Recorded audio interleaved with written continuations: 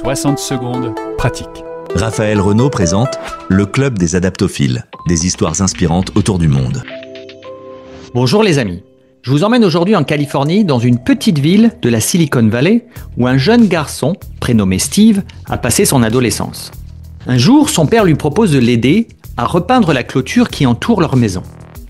Steve n'est pas très enthousiaste à l'idée de faire ce travail, qu'il trouve sans grand intérêt, mais décide cependant de lui donner un coup de main. Pressé de terminer au plus vite, il décide de se concentrer uniquement sur les palissades situées à l'avant de la maison, pensant que l'essentiel est d'embellir les parties de la clôture visibles depuis la rue. De son côté, son père décide de peindre avec soin et attention les parties de la clôture situées derrière la maison, ce qui surprend le jeune Steve. Mais pourquoi perds-tu ton temps à peindre une palissade que personne ne remarquera jamais ? Son père lui répond avec sagesse. Peu importe que les passants ne la voient ou pas, moi, je sais qu'elle est là. Et ce qui compte, ce n'est pas seulement ce qui est visible, mais c'est la manière dont tu fais les choses.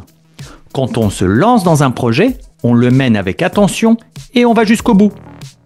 Cette leçon marque Steve Jobs profondément. Et bien plus tard, il l'intègre dans sa vision pour Apple. Il comprend que la qualité est une approche globale, qui ne doit pas se limiter aux éléments essentiels ou visibles. Aucun détail ne doit être négligé pour atteindre l'excellence.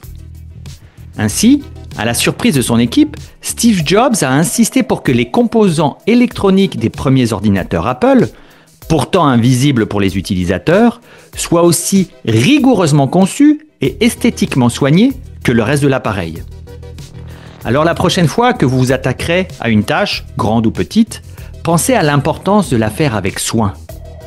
Vous devrez en être fier.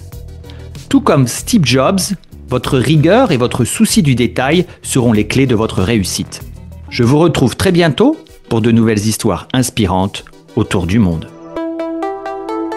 C'était le Club des Adaptophiles, présenté par Raphaël Renaud. Françaisdanslemonde.fr